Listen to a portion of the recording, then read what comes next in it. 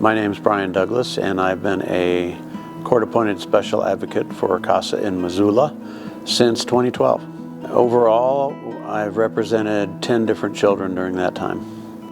When the boys were removed from their mother, they were 5 and 7 years old. Both these boys were in a therapeutic group home, and they had a lot of work to do.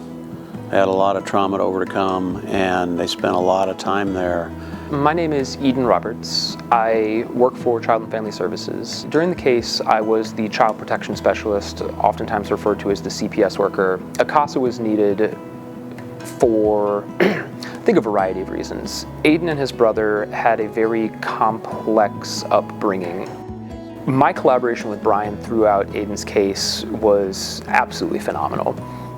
Bryan was consistently involved at team meetings. He was active in his outreach. I did several things to help out with the boys, but one of them was to work on finding families for them. His passion and commitment to making sure that Aeden's case was moving forward in the system, that his needs were getting met. Bryan was absolutely on top of those things. He researched them, he saw them coming, and he drove us forward in a lot of really positive ways.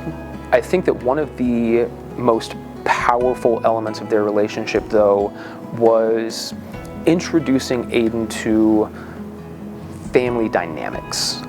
Bryan and his wife would have Aeden over to their home for things like sledding and dinner and just like everyday life experiences that he otherwise wouldn't have.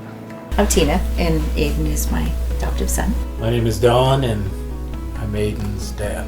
My name is Aeden. Bryan was kind of there for me, and the one that was there through transitions. Bryan was a big help in those areas to facilitate us getting together, and just even some of the understanding of what we would go through. Having a CASA is so important. One of the strengths of a relationship that a CASA volunteer can have is being that stable, predictable, consistent presence in a child's life. It really helped me to put, a little more faith into other people. It was 5 years before we finally came to adopt Aeden. And we look back on it now, and the preparation and stuff was providential. We feel God wanted that.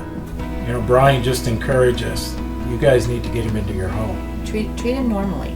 Yeah, treat him like a normal, like one of your own kiddos. Let's face this together, and that's what family unit is. Bryan took us to the Air Museum. That was it was a private little tour, just our family and Aeden and Bryan, and so that really meant a lot. I'll never forget seeing him and Bryan's airplane coming out that door, and had some kind of little stuffed animal.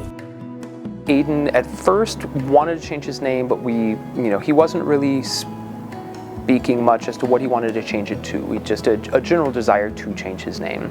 Partly he wanted to change his last name to be part of the new family, but he also wanted to change his first and middle names.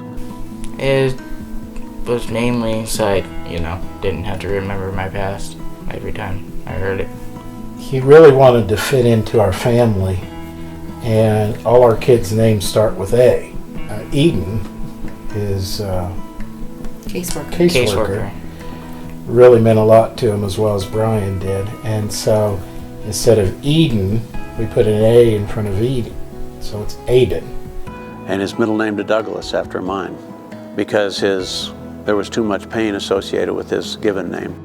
But his family's involved in outdoor activities, working on lawnmowers and four-wheelers, and they just love him, and they treat him like he's one of their own. I think he's doing really, really well. But he is part of our family now.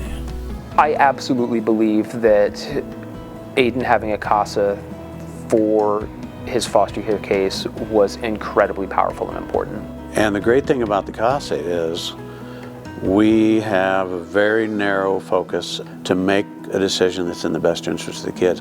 So my name is John W. Larson. I'm one of Montana's 50 district court judges. All the judges in this district, I don't think there's an exception, believe that the children are best represented with a CASA. There are a lot of different players in any child welfare case, and I think that the more adults who can be positively engaged in a child's life, the better off that child is. Just a fantastic program that makes a huge difference in the lives of these kids. And to this day, I'm a better person for it. It's enriched our lives, my wife and I, and our family. I'm thankful that there are people out there who are willing to invest themselves in this direction. You know, with a lot of things in life, you get in it to help other people and you end up being blessed yourself. And I think that's certainly been true of my experience with CASA. You really feel like you can make a difference. And you can't make a difference for everybody, but you can make a difference for those kids you're responsible for. I think what makes this case a success story is where the boys are now. I mean, they have issues like any teenagers do, but considering where they came from, it's a miracle.